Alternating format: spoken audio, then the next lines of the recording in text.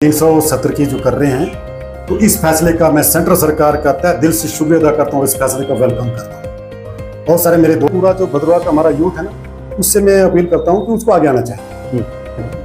पूरे जज्बे के साथ पूरे देश के लिए, अपने समाज के लिए काम करना चाहता है तो उसको आगे आना चाहिए। 3 मीटिंग अभी तक मैं गृह मंत्री होम मिनिस्टर अमित शाह जी से करके चुके हैं। उसके बाद से काम 5-7 मीटिंग जो मेरी एलजी साहब से हो चुकी है। आदाब नाजरीन, एक बार फिर से आप जुड़ चुके हैं मेरे फेसबुक पेज नासिर के ऑफिशियल पर, Bhaderwah TV, JKC news, Khalsa express और भी अन्य सोशल मीडिया प्लेटफॉर्म पर। तो नाजरीन, आज मेरे साथ खास मेहमान मौजूद हैं परवीन जरियाल साहब, जो प्रेसिडेंट हैं ट्राइबल कम्युनिटी गद्दी सिपी जम्मू कश्मीर के, और ये एक्स सरपंच भी रह चुके हैं भुटला पंचायत भद्रवाह के।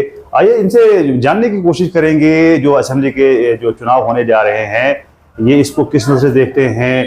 पहली बार 10 साल के बाद ये यूटी का पहला चुनाव हो रहा है, तो परवीन जरियाल के क्या व्यूज हैं इस पर। परवीन जरियाल जी, सबसे पहले हम आपका स्वागत करते हैं अपने चैनल पर। बताइए आप किस नज़र से इस चुनाव को देख रहे हैं।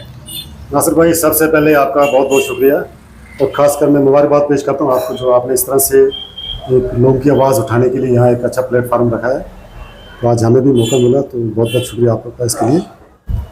बाकी आज जैसे एक दौर जो चल रहा है, चुनाव का दौर है, और जिस तरह से आप बड़े दूर की खबर रखते हैं, हमारी बैठक एक दोपहर के अंदर हो रही थी, तो आपने वहाँ से भी कहीं से अपना सोर्स लगा के तो वो भी डाला हुआ था, तो तब से मुझे लोगों के फ़ोन आने शुरू हुए हैं। तो मसला इस तरह से है, जैसे आपने खुद जिक्र किया कि मैं एक ट्राइबल कम्युनिटी को बिलोंग करता हूँ, तो हमारे जैसे अभी मैं बात कर रहा था कि ये 7 कॉन्स्टिट्यूंसी के अंदर हम लोग अच्छी मेजॉरिटी में रहते हैं। अच्छा। तो पिछले जब से हिंदुस्तान आज़ाद हुआ तब से हम मुख्तलिफ पार्टियों को सपोर्ट करते आए हैं, जैसे जैसे सरकारें आई वैसे वैसे वक्त के साथ चलता रहा। तो आज हम मजबूर हुए हैं, तो मजबूरी की बहुत सारी वजूहत है कि आज हम लोगों को जो है इस प्लेटफार्म पे आना पड़ा। तो लोगों में काफ़ी नाराज़गी है, सरकार कोई भी रही हो, तो हमारा जो ट्राइब था उसकी तरफ ध्यान नहीं दिया। और आप जैसे खुद जानते हैं कि हम काफ़ी देर से सोशल लेवल पे जो हमारे काम हो रहे हैं, और बगैर मजहब मिलत जो भी जहाँ तक हमारी पहुँच है, एज ए आप प्रेसिडेंट की बात करें या एज ए मैं थोड़ी, आपको पता पिछले टाइम में 5 साल हमने सब पंचायत का भी काटा है, सरपंच भी रहा हूँ, तो जहाँ तक हमारी एक पहुँच थी, अप्रोच थी, वहाँ तक हमने पूरी कोशिश की। तो मुझे ये कहने में कोई शर्म नहीं आ रही है, ऐसा कोई झिझक नहीं है कि एक एमएलए को जो एक लेवल होता है, जिस हद तक वो जाता है, जहाँ तक वो काम करता है, मुझे लगता है उससे ऊपर उठ के हमने काम किया। तो ये भगवान जाने कि कैसा हमारे अपने कोई ऐसा मतलब ऊपर ऑफिस में लिंक बने हुए हैं या कैसा जो भी है, तो हमने अच्छे लोगों के काम, चाहे आप बला की बात करें और आप कहीं भी जाते हैं, लोगों के छोटे मोटे मसले जो होते हैं हम हल कर लेते हैं। तो इस बार जब हमने ये चीज़ सोची कि क्यों ना हम चुनाव में लोगों को उतारें, अच्छा, तो ये मन बना के फिलहाल हम अभी सोच रहे हैं। अच्छा। तो हमारे संगठन को जो है ये पूरी स्टेट के अंदर जो गतिविधियाँ हो रही हैं, जगह जगह हमारी बैठकें हो रही हैं। तो जो 7 कॉन्स्टिट्यूंसी हैं जो आपने मेंशन की थी, हमारा बनी से शुरू होती है और भद्रवाह टोटल मिला के ये 7 कॉन्स्टिट्यूंसी हैं। अच्छा। तो वहाँ पर जो है लोगों में काफ़ी जो रिजल्टमेंट इस बात जो है कैंडिडेट उतारेंगे। अच्छा। जो भी उसके कैपेबिलिटी के मुताबिक जो भी उसका होगा तो चुनाव लड़ेंगे। जैसे ये जो 7 कॉन्स्टिट्यूंसीज है, हमारी जरा व्यूवर्स को बताए कि कौन कौन सी, क्या हमारा भद्रवाह भी इसमें फॉल करता है, और अगर भद्रवाह भी पड़ता है तो भद्रवाह से कौन किसको जो है आप उतारेंगे, या फिर खुद भी आपने अगर सोचा है तो बताइए। बात ऐसे कि जैसे हमारा बनी से शुरू होती है, पहली कॉन्स्टिट्यूंसी हमारी बनी है, अगर वहाँ से शुरू करें कठुआ से, उसके बाद हमारी दूसरी कॉन्स्टिट्यूंसी जो बिलावर है, तीसरी हमारी रामनगर है, उसके बाद हमारी चनैनी है, और रामबन, छठी हमारी अपना डोडा है, वो 7वीं कॉन्स्टिट्यूंसी जो हमारी 7 मिला के भद्रवाह जो है वो 7 वो भी जी टोटल भद्रवाह मिला के हमारी 7 कॉन्स्टिट्यूंसी। अच्छा। तो क्या मन बनाया, क्या आपने कोई मन बनाया है इस बार जो है रिप्रेजेंट करने का भद्रवाह को? फिलहाल तो मसला इस तरह से है कि जो मैं कॉन्स्टिट्यूंसी के नाम ले रहा हूँ, वहाँ हर जगह से हमने कैंडिडेट उतारने का सोचा है। ठीक। क्योंकि एक संगठन का, जब संगठन कोई काम करता है तो उसमें संगठन को सुनना पड़ता है। हम तो एक, जैसे मैंने प्रेसिडेंट की बात की, तो कोई ऐसा नहीं मैं कोई कौम भी ठेकेदार हूँ, मैंने किसी कोई कौम का मैं बहुत बड़ा कोई ठेकेदार ऐसा कोई उसका मालिक बन के बैठा हूँ।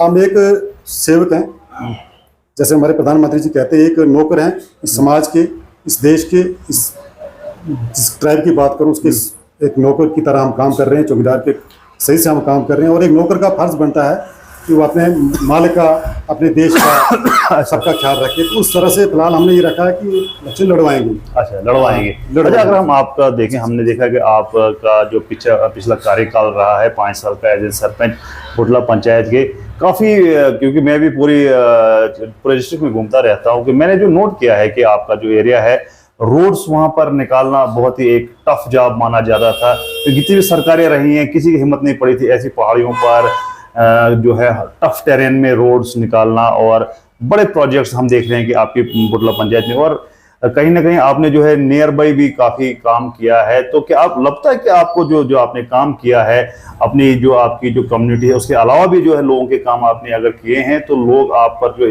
इस बार जो है भरोसा कर सकते हैं और आपको जो है आशीर्वाद दे सकते हैं? मैं एक्चुअली पंचायत का जिक्र करना नहीं चाहता, चलो आपने बात छेड़ ली है।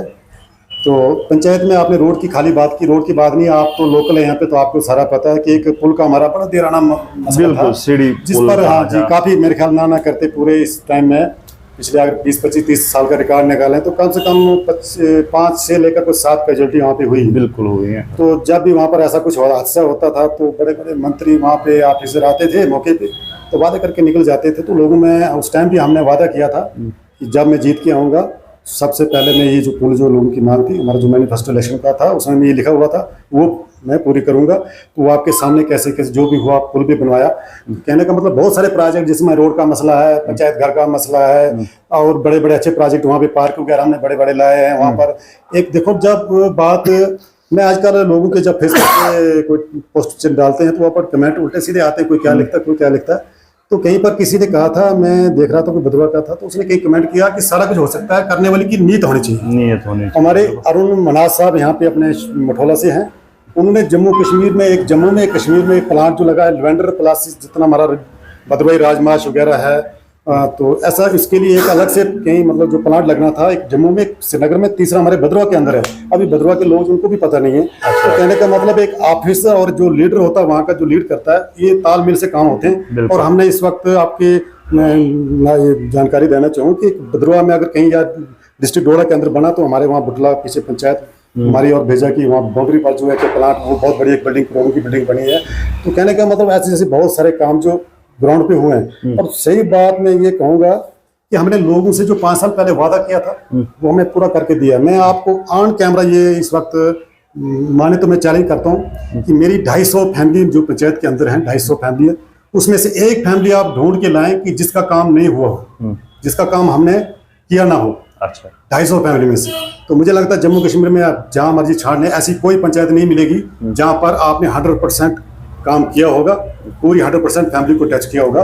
ऐसी कोई पंचायत मतलब फैमिली आपको नहीं मिलेगी, हाउस होल्ड, जिसका हमने काम नहीं किया बगैर मजबूत मिलत। अच्छा, आप मुझे बताइए कि अब जब चुनाव का माहौल आया है तो बहुत सारे लीडरान मैदान में उतरे हैं।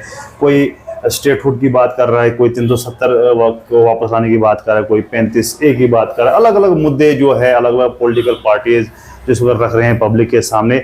आप हमें बताइए कि मरकजी सरकार को आप किस तरह से देखते हैं, कैसा उनने काम किया है, और जो है 370 तोड़ा गया है, इसके बाद जो है बहुत सारी पार्टियां जी कहती हैं कि भाई 370 तोड़ने के बाद जो इन्हें बोला था वो हुआ नहीं। तो आप बताइए कि आपकी क्या इसमें राय है, आप क्या कहना चाहते हैं कि 370 तोड़ने के बाद क्या जम्मू कश्मीर में बदलाव आया? बात आप 370 की जो कर रहे हैं, तो इस फैसले का मैं सेंट्रल सरकार का तहे दिल से शुक्रिया अदा करता हूँ, इस फैसले का वेलकम करता हूँ। बहुत सारे मेरे दोस्त हैं या बहुत सारे लोग होंगे जिनको मेरी ये बात शायद अच्छी ना लगे, मगर अब जितनी आवाम है, आवाम को इसके बारे में उतनी जानकारी इसके बारे में नहीं है। मैं इस फैसले का इसलिए स्वागत करता हूँ क्योंकि पिछले 30 साल से चाहे मैं ट्राइबल कम्युनिटी की लड़ाई लड़ रहा हूँ, मगर जगह जगह का मैंने जो है ठोकरें खाई जगह जगह पे जाके। और पिछले पुरानी बात नहीं कहूँगा, 2014 से मैं कंटिन्यू दिल्ली जा रहा हूँ, और जब भी मैं सेंट्रल मिनिस्टर से मिलता था तो वहाँ से लेटर यहाँ के लिए फॉरवर्ड किया जाता था जम्मू कश्मीर के लिए। तो यहाँ पर उस पर काम कुछ भी नहीं होता था, तो यहाँ पर मुझे दफ्तरों के चक्कर काटने पड़ते थे। एक तो बात ऐसे जो मैं शायद मुझे कहनी चाहिए या नहीं कहनी चाहिए, मुझे एक बार कागज़ सेक्रेटरी से निकालना था, मैंने पैसे दे के वो कागज़ निकाले। ये शायद बहुत बड़ी बात है, मुझे कहनी चाहिए नहीं चाहिए, मगर ऐसे ऐसे मुझे हालात से गुजरना पड़ा। लास्ट में यहाँ से जब मैंने वो पेपर निकाल के जब दिल्ली में फिर गया, सर ऐसे ऐसे यहाँ से आपने लेटर भेजे, इस पर कोई काम नहीं हुआ, तो सेंट्रल मिनिस्टर जूले ओरम जी हमारे ट्राइबल के मिनिस्टर थे, उन्होंने मेरे से माफ़ी मांगी कि भाई साहब बात ऐसे है कि वहाँ पर 370 है, हम जो भी यहाँ से पेपर भेजेंगे वहां पर उस पर 1% भी काम हो या ना हो हम कुछ नहीं कर सकते हैं। अच्छा। क्योंकि वहां पर आपका एक अपना अलग से कानून है। तो थी तो बहुत खुशनसीबी वाली बात कि यहाँ पर जम्मू कश्मीर एक ऐसी रियासत थी जहाँ पर हमारा एक अपना कानून था। तो कितने खुशनसीब लोग हम थे जो हमें अलग से कानून मिला था, मगर उसका यहाँ पर बहुत गलत इस्तेमाल हुआ था और इन लोगों ने जो हमारे लीडरान थे इसका गलत इस्तेमाल किया, जिसका मैं भी शिकार। मैं नहीं हुआ, मगर बहुत सारा इसमें हम मेरा अपना समाज जो ट्राइबल समाज वो हुआ, सर जनरल जो दूसरे लोग सभी हुए हैं, मैं नहीं बोलता अकेला हूँ। हाँ, चंद फैमिली चंद लोग जो रसूखदार थे उन्होंने इसका बेनिफिट लिया। तो मैं ये खुद भोग चुका हूँ। जब मैं दिल्ली से आया तो मैं उसके बाद निराश होकर मैं दोबारा दिल्ली नहीं गया। अच्छा। जब तक 370 नहीं हटा। जब उसके 300 बाद जब 370 हटा जनाब, तो उसके बाद मेरा जो डॉक्यूमेंट वहाँ से निकलने लगे और काम होने लगे। जिसका उदाहरण एग्जाम्पल आपको दूंगा, हमारे यहाँ पर आपके भद्रवा के अंदर 370 हटने के बाद हमारे यहाँ पर एक ट्राइबल क्लस्टर मॉडल विलेज लाया है, जिस पर 10 करोड़ रुपए की फंडिंग हुई। और उससे अभी पूरे भद्रवा में हमारे 20 गांव जो है उसकी डेवलपमेंट हुई है। अच्छा। अभी भी उन गाँव में भी काम करने की जरूरत है, मगर मेरे हिसाब से 80-90% जो इस वक्त वो गाँव जो डेवलप हो चुके हैं। अच्छा। तो ये 3 प्रोजेक्ट थे, अकेला भद्रवा का नहीं था। इसमें एक डोंपर में भी लाया हुआ था, एक कठुआ में लाया हुआ था। तो आप अपने अपने एरिया की बात थी, तो हमें जितना भद्रवा में कर अच्छा, अगर हम बात करेंगे कि कुछ पॉलिटिकल पार्टीज ये भी बोल रही हैं कि अभी जो इलेक्शंस हो रहे हैं, अगर कोई जीत कर भी जाता है तो फिर भी एलजी के पास जो है बड़ी पावर्स दी गई हैं। तो आप क्या समझते, इस फैसले को कैसा समझते कि एक जम्मू कश्मीर स्टेट को यूटी बनाना, और अगर अभी जब जो चुन के आएगा चाहे जो भी चीफ मिनिस्टर बने उसको जो है अंडर एलजी के काम करना पड़ेगा, इस चीज़ को आप किस नज़र से देखते हैं? देखो, कुछ बातें जो मजाकिया भी होती है और सीरियसली भी लेनी पड़ती है। जहाँ तक मेरा एक्सपीरियंस है पिछले 8-10 सालों का, तो मुझे लगता है यहाँ पर यूटी के अंदर एलजी जो है बैठना चाहिए, गवर्नमेंट यहाँ पे होना चाहिए। क्योंकि जो सरकारों ने पिछले 70 साल में अपनी पावरों का जो गलत इस्तेमाल किया है, तो उनका अब कोई भरोसा अभी भी नहीं है कि आगे वो इसका कैसे इस्तेमाल करेंगे। क्योंकि लीडर वही हैं, अभी ब्यूरोक्रेसी के जो पुराने सीनियर लोग हैं वो वही हैं। ये उस अपनी पावर का अभी भी गलत इस्तेमाल कर सकते हैं। तो मैं इस हक में नहीं हूँ कि अभी भी कुछ देर तक जो यहाँ पर एलजी बैठना चाहिए। एलजी बैठना चाहिए। यूटी प्रशासन जो यहाँ पे अभी ये एलजी मतलब होना चाहिए। अच्छा, तो अगर हम बात करेंगे, जैसे आपने कहा मरकजी सरकार को मुझे लगता है आप समर्थन करते हैं कि उनने जो अच्छे फैसले किए हैं, आपकी कम्युनिटी के काम हो रहे हैं। तो अगर हम बात करेंगे कि यहाँ की local leadership Bharatiya Janata party की, उसको आप किस नज़र से देखते हैं? देखो, मैं अकेला नहीं हूँ, हमारे बहुत सारे लोग हैं जो मोदी जी के फैन हैं। क्योंकि हमारे जो इलेक्शन जब चुनाव कहीं भी होता है, जम्मू कश्मीर बात नहीं है, पूरे देश भर में कहीं भी जब इलेक्शन होता है ना, लोगों का सेंटीमेंट का जो है गलत इस्तेमाल किया जाता है। लोगों को जज्बात में लाया जाता है, भड़काया जाता है, इलाकावाद किया जाता है, जात पात किया जाता है, मजहबी तौर पे लड़ाया जाता है, उस तरह से चुनाव लड़ते हैं। मैं इसके हक में नहीं। और जैसे मोदी जी की एक ऐसी छवि लोगों ने बना के रखी, नहीं जी ये एक मतलब माइनॉरिटी के खिलाफ है, ऐसा तैसा कुछ नहीं। आप मुझे बोले पिछले 10 साल में कौन सा दंगा हुआ हिंदुस्तान के अंदर, कौन सा ऐसा कोई काम जो उन्होंने एंटी नेशनल किया, ऐसा कौन सा कोई ऐसा काम नहीं किया। तो मोदी जी, और दूसरी बात मैं इसका उदाहरण इसलिए दे रहा हूँ, तो बोलते हैं बगैर डर के घर नहीं होता है। देखो, ये कहावत एक हमारे गांव की जो कहावत है कि बगैर डर के घर नहीं होता। तो ये देश भी एक घर है हमारा।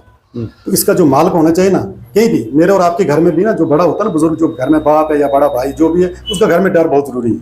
क्योंकि घर बगैर डर के नहीं होता है। आप देखो, अपने भी सरकारों ने किया। मनमोहन सिंह जी हमारे अच्छे प्रधानमंत्री थे, मगर उनका डर नहीं था। डर की वजह से क्या हुआ, बहुत सारी कमियां त्रुटियां हो गई। इस बात पर मैं मोदी जी का समर्थन करता हूं कि पूरे देश में नहीं, इस वक्त पूरी दुनिया में इन्होंने जो नाम इस वक्त देश का ऊंचा किया, ये बहुत फख्र की बात है।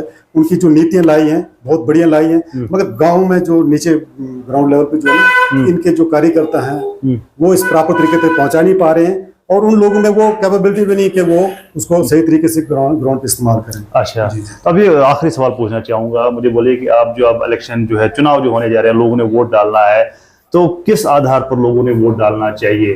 क्योंकि बहुत सारे नेता जो हैं वो अब धर्म का इस्तेमाल भी करेंगे, वो जात पात का इस्तेमाल करेगा, कोई इलाके का इस्तेमाल जो है इलाके पे लड़वाने की बात करेगा। तो आप क्या समझते हैं कि किस चीज़ पे लोगों को जो है इस वक्त जो है वोट देना चाहिए? देखो, जहाँ तक मेरा अपना व्यू जो है वो इस तरह से है कि इस वक्त बेरोजगारी जो है, इसमें कोई दो राय नहीं है। इसकी बहुत सी वजह है। खाली किसी सरकार को एलिगेशन लगाना, क्या पिछली सरकारों में बेरोजगारी नहीं होती थी? ये किसी पर एलिगेशन लगाना ये गलत बात है। वो हमें दिख रही है बेरोजगारी है, उसका हमने साधन ढूंढना ना। सबसे अक्लमंद उसे कहा जाता है कि उसका साधन ढूंढे। अब ऐसे हम नौकरियां देंगे, ऐसा करेंगे, तो ऐसा कुछ होने वाला नहीं है। जिस हिसाब से इस वक्त हमारी संख्या बढ़ रही है, तो ये नौकरी गवर्नमेंट जॉब मिलना इम्पॉसिबल है। मगर कहीं ना कहीं सबको रोजगार चाहिए, इसके लिए कोई प्राइवेट सेक्टर का इंतजाम होना चाहिए। अब जितना भद्रवा में, अगर हम यहाँ तो बोल नहीं सकते यहाँ 50 फैक्ट्री खोलेंगे जनाब, यहाँ पर 50,000 लड़का लगाएंगे, इम्पॉसिबल है। अब जैसे हम बोले कि हमें कोई 2 प्रोजेक्ट लाएंगे, 2 प्रोजेक्ट में 500 1,000 लड़का है, 2,000 लगेगा या 2,000 यूथ यहाँ पे बेरोजगार, ऐसा कुछ नहीं। हजारों की तादाद में बेरोजगारी है, मगर पूरे देश भर में बहुत सारे प्रोजेक्ट हैं जहाँ पर ये काम हो सकता है। तो मुझे लगता है इसके लिए ये काम वही कर सकता है जिसके लिंक्स पूरे हिंदुस्तान में हो। आप माना किसी को, आम आदमी किसी को भी एमएलए बना देते हैं, बन जाता है, क्या करेगा? असेंबली में जाके अपने जो 2 मिनट का एक उसको टाइम मिलता है बोलने के लिए, बात रखेगा, आगे सुनी नहीं सुनी कोई बात नहीं, वापस आके अपने कमरे में बैठेगा। ऐसा नहीं चाहिए आपको, ऐसा एक डेडिकेटेड वर्कर चाहिए जो पूरे हिंदुस्तान की जान पहचान रखता हो, पूरी हिंदुस्तान में उसके लिंक हो। और हमारा जो भद्रवा का अपने एरिया का जो जहाँ भी से भी चुनाव लड़ रहे हैं, वहाँ का जो यूथ जो है, ज़्यादा से ज़्यादा यूथ जो बाहर जाके कहीं प्राइवेट कंपनी में काम करे, लोगों को किसी तरीके से उसका जो चूल्हा चले, डेवलपमेंट के नाम पे। और दूसरी बात, मैं पूरा जो भद्रवा का हमारा यूथ है ना, उससे मैं अपील करता हूँ कि उसको आगे आना चाहिए। अब ये कोई ठेका नहीं लिया है कि एक एमएलए बनने के लिए, एक चुनाव लड़ने के लिए एक बहुत बड़ा सियासतदान होना जरूरी है, या ऐसा कोई आदमी चाहिए जिसके पास बहुत सारा पैसा है, या कोई खानदानी लीडर है तो वही लड़ सकता है। जो भी नौजवान अपना दिल से, अपने पूरे जज्बे के साथ पूरे देश के लिए, अपने समाज के लिए काम करना चाहता है, तो उसको आगे आना चाहिए। और जैसे आपने एक बात और कही थी, तो मैं चाहता हूँ कि वो बात भी आपके सामने रखूँ। मैं एक छोटा सा कार्य करता हूँ, जैसे मैंने पहला बात किया कि सियासत, किसी सियासी पार्टी से मेरा कोई उतना उठना बैठना नहीं है। उसके बाद कोई ऑप्शन लेवल पे हमारा इतना बड़ा लिंक नहीं है। फिर भी 3 मीटिंग अभी तक मैं गृह मंत्री होम मिनिस्टर अमित शाह जी से करके चुके हैं। उसके बाद अभी एलजी साहब से आप देखते हैं, सोशल मीडिया पर देखते रहते होंगे, कम से कम 5-7 मीटिंग जो मेरी एलजी साहब से हो चुकी है। अच्छा, तो अगर इतना काम हम कर रहे हैं, तो क्यों ना हम चुनाव में सामने आए और लोगों के काम करें। तो मेरा अभी ऐसा कुछ एजेंडा नहीं, हम लोगों में बैठ के बात करेंगे, और जो भी आगे अगर कैंडिडेट खड़ा होता है जिसको हम सपोर्ट करेंगे, तो आगे भी हम उसकी सपोर्ट करेंगे। जो लोगों के साथ वादे होंगे, आप छोटे छोटे डंगे डूंगे के बाद नहीं, क्योंकि अभी लोगों को बेवकूफ बनाया जाता है, हम ये करेंगे एमएलए बन के। जनाब मुझे बताओ, हर चाहे पंचायत की बात करें, आप असेंबली की बात, एक बजट की लिमिट बनी होती है। एक एमएलए उसके बाद लिमिटेड पैसा होता है, एक सरपंच उसके बाद लिमिटेड पैसा होता है। अब मुझे मिलेगा पंचायत में 23 लाख रुपया अगर आता है, तो मैं बोलूंगा मैं करोड़ रुपए लगाऊंगा, दूंगा, ये कहाँ से देंगे हम? जब कपेक्स में टेंडर वर्क है हमारे 23 लाख है, उसके बाद चलो जॉब कार्ड होल्डर जो उसके खाते जाता है, तो ऐसी बात नहीं है। मगर जो एक पेंच भी बोलूंगा, सरपंच तो छोड़िए, एक पेंच भी ना जिसका अगर कहीं अच्छे लिंक है, चाहे सियासी लेवल पे, चाहे उसकी अपनी कोई ऐसी काबिलियत है, अगर दिल्ली तक उसके लिंक है, जनाब करोड़ों रुपए ला सकता है। ऐसी कोई बात नहीं है, तो इसलिए नौजवान को आगे आना चाहिए। चलिए बहुत बहुत धन्यवाद हमारे साथ बात करने के लिए। तो नाज़रीन, ये थे परवीन जरियाल साहब, जिनसे हमने मुलाकात की और इनके व्यूज जानने की कोशिश की, और इनने भी ये बात कही कि डेवलपमेंट के नाम पे जो है इलेक्शन लड़ना चाहिए। और इनने कहा कि इनके पास 7 कॉन्स्टिट्यूएंसीज में इनकी जो है अच्छी पकड़ है, और इनका जो है नेटवर्क है, और ये अपने 7 कॉन्स्टिट्यूएंसीज में अपने कैंडिडेट उतारेंगे, और अगर जनता का आशीर्वाद इन्हें मिला तो ये जो है। आपकी बात करती है, आखिर में एक बात और कहना चाहूँगा कि अब हो सकता है बहुत सारी कमेंट ऐसे आएंगी कि ट्राइबल कम्युनिटी ऐसा तैसा, मगर ऐसी बात नहीं। जो मैं बात कर रहा हूँ, सब भद्रवा में जो हमने क्लस्टर विलेज लाया, वो 20 गाँव में आया, जिसमें सभी कास्ट के लोग रहते हैं। अब लोगों को एक ऐसा मानना है जैसे एनसी का एक अपनी हवा है कि एनसी है जी ऐसी, चलो चीफ मिनिस्टर हो सकता है उनका बने, या जिसका भी बने। अगर एनसी इतनी खार खवा इन लोगों की थी, मैं गुजर भाई की बात करता हूँ, गुजर भाई की उनसे रिश्तेदारी भी है। आज आप देखते हैं भद्रवा के अंदर जहाँ भी जाए, मेरे गुजर भाई की बस्ती में जाए, आज तक वहाँ एक पैसे का काम नहीं हुआ। आप कहाँ तक देखा मुझे नहीं पता, मगर मैं जहाँ जहाँ अपने यार दोस्तों में गया हूँ, एक पैसे का काम नहीं हुआ था। तो इस वक्त गुजर की बस्ती में जाकर देखना, बहुत सारी वहाँ पे चैनिंग हुई है। तो बाकी भी जितना हमसे होता है, सब ये जो मेरे चाहने वाले लोग हैं पूरे कॉन्स्टिट्यूंसी के अंदर, या जहाँ भी दूसरी कॉन्स्टिट्यूंसी में हमारे लोग हैं जो यार दोस्त हैं, या जो भी हमें जानते हैं, तो उनको ये बहुत अच्छा बेनिफिट मिलेगा कि ट्राइबल कम्युनिटी के थ्रू इस वक्त जो हमारे लिंक बने हैं, उससे हम पूरी कॉन्स्टिट्यूंसी को, बाकी कॉन्स्टिट्यूंसी में भी हम अच्छी डेवलपमेंट करवा सकते हैं, और इसका वो पूरा फायदा उठा सकते हैं। जी जी, चलिए बहुत बहुत धन्यवाद। तो ये थे परवीन जरियाल साहब, जिनसे हमने बात की, और हम आपको और भी ऐसी शख्सियत से रूबरू करवाते रहेंगे। आप देखते रहिए नासिर क्रिएशन ऑफिशियल। शुक्रिया, खुदा।